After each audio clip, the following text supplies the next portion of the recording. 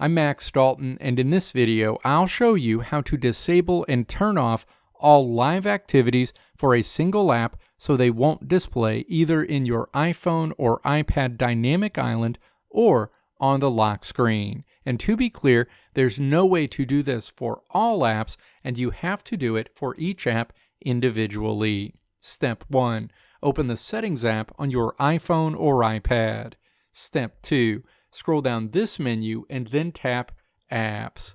Step 3. Swipe down to the specific app you want to disable and turn off live activities everywhere for. In this example, I'll tap ESPN. Step 4. Find the Allow App to Access section and then tap Live Activities in this section.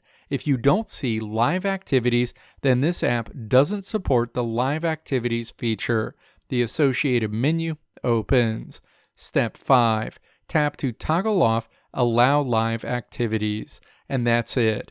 Live activities for this specific app will be disabled in all places going forward, and they will no longer show up in your device's dynamic island or on the lock screen. Repeat this process for any other apps you want to fully disable the live activities feature for. As an added option, you can also disable all live activities on your iPhone or iPad lock screen. You can do this by tapping Settings and then Face ID and Passcode in this menu.